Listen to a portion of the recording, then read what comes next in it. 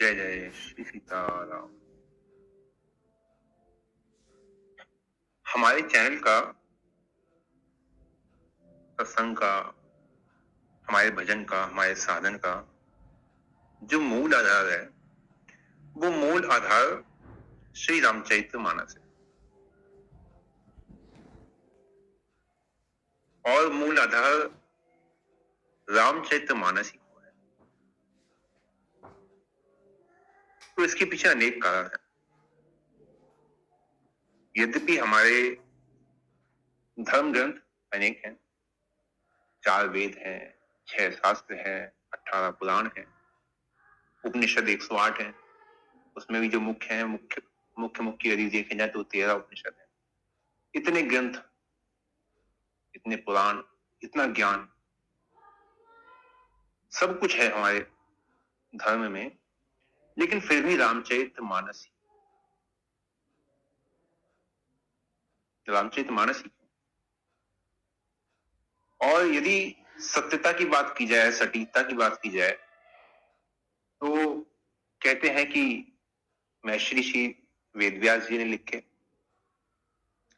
अब हमें तो केवल पृथ्वी प्राप्त है ना, वेदव्यास जी ने लिखे नहीं लिखे कोई देख के आया? कोई नहीं देख के आया। देखिए, हम लोग का ऐसा विश्वास है। भागवत गीता किसने लिखी? किसी ने लिखी? नहीं लिखी। महाभारत लिखी गई थी, उसी में से जो उसका खंड था भगवत गीता, वो निकाल के उसका प्रकाशन हो गया। तो इसी प्रकार से ग्रंथ हैं, जैसे शिव पुराण है, शंकर जी का पूरा जो अभी तक की लीलाएं रही, अभी तक का चरित्र रहा है, वो संक्षेप में शिव पुराण में है। उसी प्रकार विष्णु पुराण, मत्स्य पुराण, पूर्व पुराण, अग्नि पुराण, सूर्य पुराण, बहुत सारे। तो उसमें भी रामचरितमानस को क्यों चुना गया?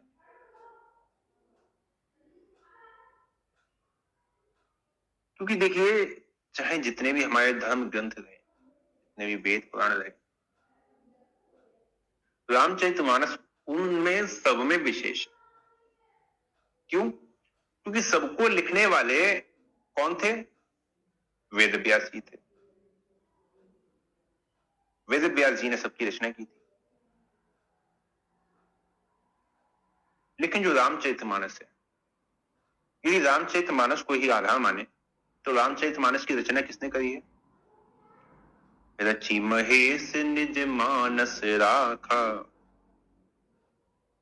रचि महेश निज मानस राखा, इसकी रचना शंकर जी ने करी। शंकर जी ने इस रामचरित की रचना करी है। और ऐसे नहीं, रामायण 100 शतकोटि पर 100 करोड़ जब रामायण देखे तब जाके रामचरितमानस की रचना करी। तो रामचरितमानस में जितने भी खंड हैं, जितनी भी लीलाएं हैं, ये नहीं कह सकते कि ये एक ही काल की, एक ही कल्प की, एक ही त्रेतायुग की लीला है जहां पूर्ण परब्रह्म भगवान का अवतार हुआ है। नहीं, यहाँ पे कई लीलाएं निश्चित भी हैं। 1-2 कल्प की, 3-4 कल्प की जो लीलाएं हैं वो भी यहाँ पे शंकर जी के द्वारा लिखी हुई है। लेखक में हम लोग मूल रूप से गोस्वामी जी को समझते हैं, गोस्वामी जी को मानते हैं कि गोस्वामी जी ने रामचरितमानस को लिखा है। लेकिन रचना किसकी है? रचना शंकर जी की है। रचने वाला कोई भी हो सकता है और लिखने वाला कोई भी हो सकता है। जरूरी नहीं कि दोनों एक ही। जिसने रचा है उसने ही लिखा हो, आवश्यक नहीं है। जैसे जब पुराण लिखने की बात आई थी तो वेद व्यास जी ने रचना तो करी थी, लिखे किसने? गणेश जी ने लिखे थे। उसी प्रकार यहाँ शंकर जी की रचना है और लेखक है श्री गोस्वामी जी। और गोस्वामी जी इस बात को रामचरितमानस में जगह जगह प्रकट भी करते हैं।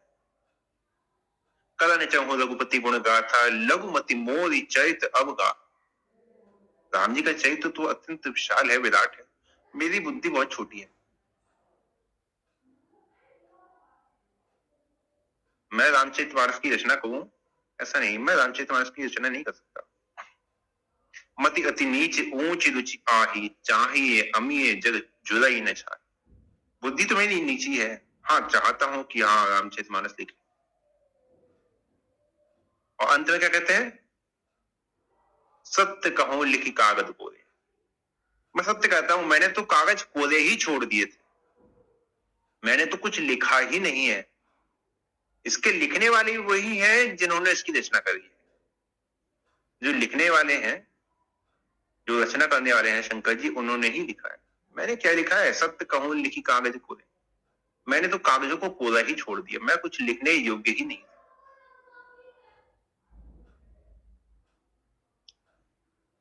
और रामचरितमानस का ही चुनाव क्यों किया कहा गया? तो रामचरितमानस का चुनाव करने के पीछे बहुत ही जो सरल जो रीजन है, कारण है, वो रामचरितमानस में ही लिखा हुआ है। देखिए, चाहे जितने भी ग्रंथ हुए, वेद पुराण हुए, सब आप एक साथ नहीं पढ़ सकते, ना ही जीवन में सबका अध्ययन करके आप सब में ही पारंगत हो सकते हैं, ना ही आप सबका सार निकाल सकते हैं। तो सबका सार निकाल के यहाँ पे शंकर जी ने दे दिया। नाना पुराण निगवारम सम्मतम ये रामायण निगदितम क्वचित अन्यो। जितने पुराण हैं, जितने वेद हैं, जितने तंत्र हैं, जितने शास्त्र हैं, उनसे, और जो कुछ पिछली जितनी भी रामायण रची गई हैं, उन सब रामायण में जो वर्णित है उनसे, और क्वचित अन्योपी, और जो कहीं अन्य से प्राप्त हुआ, वो क्या प्राप्त हुआ? वो प्राप्त हुआ राम जी का प्रेम। वो प्रेम कहीं नहीं है, लिखा तो सब जगह है, राम जी की लीला, राम जी का चरित्र, लेकिन राम जी के जिस स्वरूप को यहां दिखाया गया है वो कहीं और नहीं है। तो क्वचित अन्योपी, जो कहीं अन्य से भी संबंध रखता है वो भी यहां पे है।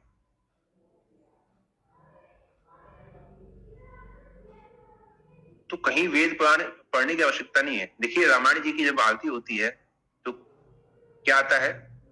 कावत वेद पुराण अष्टदश, छो सात सब ग्रंथन को रस। छो सात सब ग्रंथन को रस, सारे ग्रंथों का रस यही है, सबका सार यही है। आप जितने वेद पुराण, जितने ग्रंथ पढ़ेंगे, यदि आपने भगवान की कृपा से, भक्त की कृपा से सबका सार आपने निकाल भी लिया, तो सबका सार आप यही निकालेंगे कि भाई भजन करो। सबका सार यही है कि इधर उधर के चक्कर में पढ़ने से अच्छा है कि भाई अपना भजन करो। अपना भजन ही सब कुछ है, अपने भजन से ही अपना कल्याण होगा, और किसी के भजन से अपना कल्याण। तो वही बात बालकांड में शंकर जी कहते हैं माता पार्वती से, और वही बात फिर रघुनाथ जी लक्ष्मण जी को जब समझाते हैं तो कहते हैं, जब नारद जी के साथ संवाद हुआ है तब वहां वही बात कही है, जब कागभूषुंडी जी को उपदेश किया है तब भी वही बात कही है, और जब राम जी ने प्रजा को उपदेश किया है तब भी वही बात कही है कि कुछ भी करने की यहां आवश्यकता है ही नहीं। कुछ भी करने की आवश्यकता नहीं है, केवल एकमात्र प्रेम से जो मेरा नाम स्मरण कर रहा है, जो मेरे आश्रित हो गया है, वही मुझे प्रिय। सोई प्रियतम, सोई सेवक प्रियतम मम सोई मम अनुशासन माने जो।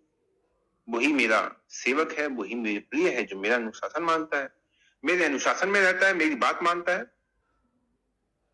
आप कहीं किसी गुरु से दीक्षा ले, किसी आश्रम में रहें, तो वहां के जो महंत होंगे, जो भी वहां के गुरु होंगे, वो क्या चाहेंगे? भाई मेरे जो भी शिष्य हैं वो मेरे अनुशासन में रहें, जैसे मैं कहूं वैसे रहें। भाई मनमुखी वृत्ति से रहना है तो फिर दीक्षा ही क्यों नहीं? मनमुखी वृत्ति तो नहीं चलती है। तो उसी प्रकार राम जी भी यही कहना चाहते हैं कि जब मेरी शरण में आए हो, मेरे शरणागत हुए हो, तो फिर मनमुखी वृत्ति का त्याग करो, मनमुखी वृत्ति के हिसाब से मत चलो, जैसा मैं कहता हूं वैसे चलो। सुन मन धर सब तज, मेरी बात, मेरे अनुशासन को अपने हृदय में धारण करो, और सब छोड़ के, सब कुछ त्याग के तब मेरा भजन करो। सब कुछ छोड़ दो। अब कुछ सब कुछ छोड़ने में हम लोग भांति भांति से अपने अपने मन के अनुसार जो कुछ भी हम लोग समझ लेते हैं। कोई समझ लेते हैं संसार को छोड़ना है, कोई समझ लेते हैं कि अन्य भजन छोड़ने हैं, कोई सोचता है कि काम धंधा छोड़ देना है।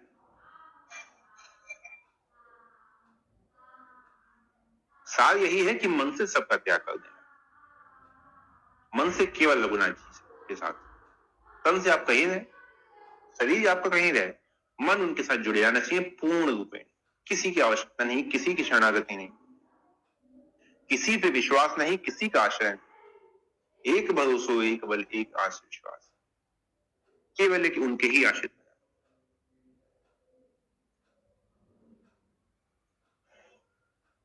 और यही बात शंकर जी भी माता पार्वती से कहते हैं कि सत हरि भजन जगत सब सपना।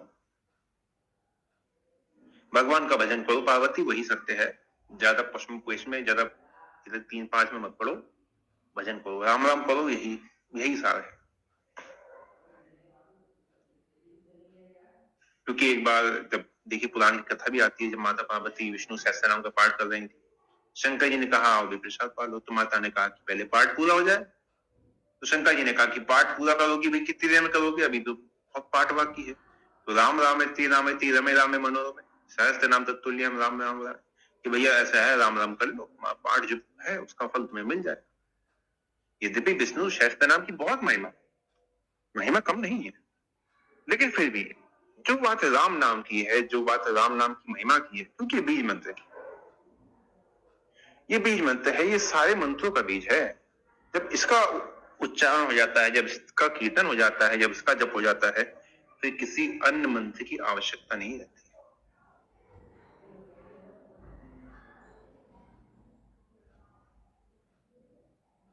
तो सहस्र नाम सम सुनी शिव वाणी, जब पार्वती जी ने सुना अच्छा सहस्र नाम सम सुनी शिव वाणी, अच्छा ये जो है सहस्र नाम के समान है राम नाम, अरे वाह फिर तो यही करेंगे। तो जब पिए पिया संग भवानी, तुरंत शंकर जी की बात को तुरंत स्वीकार किया, शंकर जी के साथ बैठ के राम नाम करने लगे। लेकिन यही जो गलती थी, यही जब सती जी के रूप में अवतार लिया था तब ये नहीं हो पाया था। तो अंत में शंकर जी को माता का त्याग करना पड़ा। लेकिन पार्वती जी के चरित्र किया तो वहां पे शंकर जी ने कहा तो तुरंत उनकी बात सुनी। तो देखिए ज्यादा समझने कहने वाली बात नहीं है, बस इतनी ही सी बात है कि आज जो हमें प्राप्त है, आज जो हमें रामचरितमानस प्राप्त है, ये सब समय नहीं थी। अन्य जो कलिकाल बीत गए, अभी इससे पहले जो द्वापर था, त्रेता था, सतयुग था, उससे पहले कलयुग था, उस कलयुग में रामचरितमानस नहीं थी। उससे पहले जो कलयुग था उसमें भी रामचरितमानस नहीं थी। बाकी सब कुछ था, सब कुछ एक समान ही था। वही संसार की लीलाएं, वही रावण का स्वरूप, वही भगवान का अवतार, वही लीला, फिर रावण का मरना, वही सीता जी का, सब स्वरूप सब लीला वैसे ही चलती हैं जिससे लगता है कि किसी पुरानी फिल्म का दोबारा टेलीकास्ट हो रहा है। बिल्कुल वही सब लीला, सब भगवान, सब लीला सब ऐसे ही चलती हैं। वही सतयुग, वही फिर चतुर्युगी चलती है, वही भगवान के फिर 10 अवतार होते हैं और भगवान के 24 अवतार होते हैं अंश स्वरूप से। वही लीला पुनरावृत्ति चलती है। वही फिर दशरथ जी होते हैं, वही फिर जन्म मृत्यु, फिर वही रावण का जन्म, फिर वही द्वापर युग, फिर कृष्ण जी का आना, यही चलता रहता है। लेकिन इन सब में बस एक ही अंतर है कि आज जो रामचरितमानस हमें प्राप्त है, ये रामचरितमानस इससे पहले हमें किसी भी कल्प में प्राप्त नहीं थी ये प्राप्त। क्योंकि अन्य जो भी देखिए कथाएं लीलाएं जो भी कही जाती हैं, गढ़ी जाती हैं, जितने भी रामायण लिखी जाती हैं, वो लिखी जाती है उसी कल्प के अनुसार, उसी कल्प में जो भगवान की लीला हुई, कथा हुई, अवतार हुआ, भगवान का जो जीवन चरित्र हुआ, उसके अनुसार लिखा जाता है, उसके अनुसार किया जाता है। लेकिन यहां जो किया गया है, यहां जो हुआ है, ये क्या है, ये 27 कल्प पहले की कथा है, अभी की नहीं है। रचि महेश सिंह जी मानस का, ये तो शंकर जी ने अपने मन में रचा हुआ था, बताया किसी को नहीं। बताया किने था, कागभूषुंडी जी। कागभूषुंडी जी को पता चला था लोमश जी से। फिर जो माता पार्वती थी, माता पार्वती को सुनाया। और इस कली काल में विशेष रूप से तुलसीदास जी के द्वारा इसकी रचना की गई। तो ये हमारा सौभाग्य है कि इस कली काल में देखिए राम जी का स्वरूप क्या है। राम जी के स्वरूप को हम लोग विभिन्न रूपों से जानते हैं। कोई परात्पर ब्रह्म जानता है, कोई केवल विष्णु जी का एक अवतार समझता है, कोई कहता है कि जैसे भगवान के अवतार होते हैं वैसे ही राम जी भी भगवान के 16 कला के अवतार थे। तो कुछ जो अन्य मत वाले होते हैं वो कहते हैं कि नहीं नहीं, राम जी तो एक राजा थे और अन्य जो देश हैं वहां पे भी राम जी की कथाएं, राम जी का चरित्र मिलता है कि वहां राम जी ने राज्य किया था। तो राम जी तो केवल एक राजा थे, हाँ अच्छे राजा थे, इसलिए उनको लोग मानते हैं। तो सबके कहने की बात अलग अलग है और सबको आप संतुष्ट भी नहीं कर सकते। तो भले ही आप किसी की बात माने ना माने, भाई शंकर जी की बात तो मानेंगे। आज के समय में भी राम जी को मानने वाले उतने नहीं मिलेंगे जितने शंकर जी को मानने वाले हैं। राम जी को पूजने वाले उतने नहीं मिलेंगे जितने शंकर जी को पूजने वाले हैं, नहीं मिलेंगे। शंकर जी के भक्त ज्यादा मिलेंगे, शंकर जी को पूजने वाले ज्यादा मिलेंगे, क्योंकि राम जी की देखिए भक्ति में मर्यादा है। और आज के समय में कलिकाल में मर्यादा कितनी निभ सकती है, कितने लोग निभा सकते हैं, तो हम भी जानते हैं। और ज्यादातर जो राम जी की भक्ति को समझते हैं लोग, वो उपद्रव के स्वरूप से ज्यादा समझते हैं कि बस किसी को भी घेर लो और जय श्री राम जय श्री राम के नारे लगा के उसकी कुटाई कर दो। ये भक्ति थोड़ी है, ये भक्ति नहीं है। ये तो आपसे जो है भक्ति के नाम पर ऐसा पाप बनता है जो कभी धुलेगा नहीं, नरक तक आपका पीछा नहीं छोड़ेगा। भक्ति तो सरल है, सुलभ है, सुगम है। सरल सुगम आ गया भाई भक्ति मोरी पुराण शुद्धि। राम जी कहते हैं भक्ति हमारी सरल है। तो भले ही आप राम जी को किसी स्वरूप से माने न माने, किसी स्वरूप से समझे न समझे, शंकर जी की बात तो मैं समझता हूं, शंकर जी की बात कोई भी नहीं होगा जो टाल दे। और यहाँ पे शंकर जी बार बार कह रहे हैं कि देखो भाई ये जो राम जी है ना, ये हमारे हैं, ये स्वयं मम इष्ट देव रघुवीरा सेवत जाहि सदा मुनिधीरा। शंकर जी स्वयं कहते हैं। वही जब सती जी का जब शरीर नष्ट हो जाता है और शंकर जी जब वैरागी वेश में चले जाते हैं तो माता पार्वती का अवतार होता है, तो सब कहते हैं शंकर जी से कि शंकर जी अब शादी कर लो। शंकर जी मना कर देते, भाई हम तो शादी नहीं करेंगे, हम तो वैरागी हो गए, अब तुम शादी नहीं करेंगे। लेकिन वहीं जब माता पार्वती तपस्या करती हैं, वहां आकाशवाणी होती कि ठीक है अब आपको शंकर जी प्राप्त होंगे। वहां दर्शन नहीं हुआ है, लेकिन वही वहां जब आकाशवाणी हुई है वहां दर्शन नहीं हुआ, लेकिन जो शंकर जी से आके राम जी ने कहा है तो वहां पे राम जी ने शंकर जी को दर्शन दिया है कि आप जाओ और जाके शैलसुता से विवाह करो। तो शंकर जी वहां कहते हुए हैं कि यद्यपि मेरी इच्छा नहीं है, लेकिन फिर भी स्वामी की बात को मेटा नहीं जा सकता, क्योंकि स्वामी जो कुछ कहते हैं वो सेवक के हित के लिए कहते हैं। तो वहां पे भी शंकर जी ने राम जी को स्वामी के स्वरूप से स्वीकार किया है। और शंकर जी के संदर्भ में तुमको नहीं राम राम दिन राती सादा जपो हूं अनंगा राती। तो यदि हम किसी की बात नहीं माने, किसी की बात नहीं समझे, तो कम से कम शंकर जी की बात तो हम समझें। और चलिए मानस जी की बात छोड़िए, स्कंद पुराण में है ना, स्कंद पुराण में भी शंकर जी और माता पार्वती के कितने ऐसे संवाद हैं जहां पे शंकर जी ने राम नाम की महिमा को माता पार्वती के सन्मुख स्पष्ट किया है कि देखो ये राम नाम ऐसा है। सप्तकोट्यो महामंत्र चित्त विभ्रम कारिका। सुनो पार्वती, एक महामंत्र नहीं है। ये बात मैं आप सभी को पहले भी कह चुका हूं इस सत्संग में।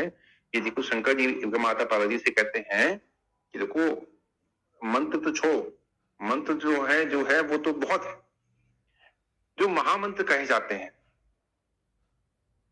अपने में स्वयं में हर भगवान नाम महामंत्र है, हर भगवान नाम महामंत्र है। तो भगवान नाम तो महामंत्र है ही, उसके अलावा जो मंत्र हैं जैसे ओम नमो भगवते वासुदेवाय, इस प्रकार के जो मंत्र हैं ये भी महामंत्र है। तो ऐसे जो महामंत्र हैं ये एक नहीं है, दो नहीं है, 10-20 नहीं है, सप्तकोट्यो महामंत्र। 7 करोड़ महामंत्र हैं। कोई बड़ी बात है क्या? अब अगर आप गिनती लगाने बैठे, अच्छा कितने हैं, अरे कितने भी आप ग्रंथ देख लेंगे, वेद पुराण देख लेंगे, तो आप मुश्किल से निकाल पाएंगे, तो कह पाएंगे चलो ठीक है, अगर भगवान के सहस्त्र नाम भी जोड़े जाएं, कितने भी सहस्त्र नाम जोड़े जाएं, कितने मंत्र निकाले जाए, तो आप भी 5 या 10 हजार से ज्यादा मंत्र महामंत्र नाम नहीं निकाल पाओगे, इसका नहीं निकाल पाओगे। शंकर जी क्या कह रहे हैं? सप्त कोटियों महामंत्र 7 करोड़ हैं। क्यों? क्योंकि तुमने तो इस केवल एक कलिकाल को देखा है ना। शंकर जी क्या कह रहे हैं कि 100 करोड़ तो रामायण हमने देख ली, 100 करोड़ रामचरित्र तो हमने देख लिए। अब 100 करोड़ रामचरित्र में कितनी बार लीला हुई होगी, कितने वेद पुराण बार बार लिखे गए होंगे, कितने मंत्र बने होंगे, कितने नाम बने होंगे हर बार। तो शंकर जी ये बात कह सकते हैं कि 7 करोड़ महामंत्र हैं और चित्त विभ्रम कार्य का, और सब चित्त को भ्रम में डालने वाले हैं। कैसे? आप राम नाम जपते हैं, राम नाम में आपकी श्रद्धा है, अब आप पहुंच गए कहीं ऐसी जगह सत्संग में जहां पे किसी अन्य नाम का जयघोष हो रहा है, किसी अन्य नाम की महिमा हो रही है, वहां पे जो संत बैठे हैं, महात्मा बैठे हैं, वो किसी अन्य नाम के, किसी अन्य स्वरूप के उपासक हैं। अब उनकी बातें आपको जचने लगी, अरे महात्मा जी बातें तो बढ़िया करते हैं, बातें तो बढ़िया सुनाते हैं, 4 दिन और 5 दिन और 6 दिन और उनके सत्संग में गए, बातें तो बढ़िया सुनाते हैं। अब आपने क्या किया? आपने राम नाम छोड़ दिया। बोले ये महात्मा जी जो नाम लेते हैं ना, ये वाला नाम ज्यादा बढ़िया लग रहा है, इसकी डिजाइन, इसका कलर, इसका फ्रंट व्यू, बैक व्यू, ये बढ़िया है, ये वाला करेंगे। ऐसा हुआ भी है। अभी जो प्रेमानंद जी महाराज का जो सत्संग अभी कभी आता है, वहां पे ये बात कही भी थी कि महाराज मैं पहले राम राम करता था, लेकिन आपका सत्संग सुनने के बाद, आपके सत्संग में आने के बाद अब राम नाम से मेरी रुचि खत्म हो गई है, अब मैं चाहता हूं कि मैं राधा नाम जपूं। तो भैया ऐसा नहीं होता। जो नाम पकड़ा जाता है ना, जो साधन पकड़ा जाता है, वो कभी छोड़ा नहीं जाता। माना कि भगवान नाम सब समान है, किसी में कोई भेद नहीं है, लेकिन जिस नाम, जिस मंत्र को लेकर आपकी उपासना पद्धति शुरू हुई है, आपका साधन शुरू हुआ है, उसको अंत समय तक छोड़ा नहीं जाता। चलिए आज, अब चलिए आप प्रेमानंद जी महाराज के सत्संग में बैठ गए, आपको राधा नाम अच्छा लगने लगा, महाराज जी बढ़िया है। आपको कल किसी अन्य जगह आप पहुंचे, वहां पे आपको लगा अच्छा ये महाराज जी और बढ़िया है, अब वो किसी अन्य नाम मंत्र के उपासक निकले, तो आपकी तो रुचि वहां हो जाएगी ना, आपकी भक्ति स्थिर कहां हुई, आपका तो मन विचलित रहा ना। तो वही बात शंकर जी यहाँ पे कह रहे हैं कि चित्त विभ्रम करेगा, कि जिस भी मंत्र की महिमा सुनोगे वो चित्त को भ्रम में डाल देगी। अच्छा ये वाले मंत्र की महिमा बढ़िया है, ये वाली करेंगे, जो हम कर रहे थे इसमें तो हमें अभी तक लाभ हुआ ही नहीं, कोई फायदा नहीं हुआ, ये वाली करेंगे तो नोट के बंडल मिलेंगे, हमारा घर मकान भी बन जाएगा, ये वाला बढ़िया है, ये करेंगे। पार्वती जी कहती हैं ऐसा है, देखो भोले बाबा, देखो शंकर जी, देखो प्रभु, मैं वही इतना नहीं जानती। क्यों? क्योंकि हर कल्प के साथ में मेरा भी अंत हो जाता है, फिर मेरा जन्म होता है, फिर वही लीला होती है, फिर सती बनती हूँ, फिर जल के मरती हूँ, फिर पार्वती जी के जन्म में पार्वती जी के स्वरूप से जन्म होता है, फिर आपसे विवाह होता है। भाई हमारी भी तो वही स्थिति है, तो वही मैं निर्णय कैसे करूं? आप निर्णय करके बताइए कि 7 करोड़ महामंत्र है, लेकिन कौन सा ऐसा है जो करना ही चाहिए, जिसके करने से सारे मंत्र हो जाते हैं, वो आप बता दो एक बार। शंकर जी कहते हैं एको एव परम मंत्र, हाँ एक ऐसा मंत्र है जिसके करने से सारे मंत्र हो जाते हैं। एको एव परम मंत्रो राम इत्यक्षरद्वयम्, ये जो 2 अक्षरों का ये मंत्र है ना, राम नाम, इसके करने से पार्वती सारे महामंत्र, सारे नाम जब स्वतः ही हो जाते हैं। इसके करने के पश्चात फिर कोई अन्य मंत्र का स्पर्श भी करने की आवश्यकता नहीं रहती। इसलिए राम नाम जपो, क्योंकि हम भी वही करते हैं, तुम पुनि राम राम दिन राति सारा जपो, इसलिए ऐसा है तुम भी वही करो। तो यदि किसी की बात नहीं माने, किसी की बात नहीं समझे, राम जी के किसी स्वरूप ने, भाई शंकर जी को मानते हो, शंकर जी को मानते हो तो इतना ही कर लो कि शंकर जी की बात मान लो, शंकर जी की बात मान लो। और ये बात मैं विशेष रूप से आप सभी से कहना चाहता हूं कि देखिए, भले ही आज से या 2 दिन बाद से, 3 दिन बाद से आप लोग रामचरितमानस के पठन को अपने अभ्यास में शामिल कीजिए, अपनी दिनचर्या में शामिल कीजिए कि नहीं हमको रोज पढ़ना ही है, भले ही हम 1 चौपाई ही क्यों ना पढ़ें, भले ही 1 चौपाई, 1 दोहा ही क्यों ना हो, लेकिन रोज हमें थोड़ा बहुत हमें रोज पढ़ना ही पढ़ना है। शंकर जी की रचना है। आज मर जाओगे, अगर किसी अन्य योनि में चलेगा तो रामचरितमानस का स्पर्श करने को मिलेगा ही नहीं, फिर तो कही गया। और फिर कलिकाल है, इसके बाद तो ये चतुर्युगी की समाप्त है। अगले चतुर्युग में पहुंचोगे फिर कलयुग होगा। क्या पता उस कलयुग में रामचरितमानस की रचना हुई नहीं हुई तो हमेशा के लिए गए, फिर तो मिलनी नहीं है। लेकिन आज है, अवसर है कि इसको हम सभी पढ़े अपने जीवन में इसको उतारे। और शंकर जी की रचना, शंकर जी ने जितने सुंदर स्वरूप से लिखा है, इसका पठन करें। ये अवसर आज है, फिर नहीं मिलेगा ये अवसर। इसलिए आप सभी से हाथ जोड़ के विनम्र निवेदन है कि कल से, आज से कोई विशेष तिथि नहीं है, कोई आप सभी में से कोई भी विशेष तिथि, कोई विशेष दिन ना पूछे कि आज अमावस्या है, आज पूर्णिमा है, आज ऐसा, आज वैसा, क्या करें क्या नहीं करें, पढ़ना चाहिए नहीं पढ़ना चाहिए।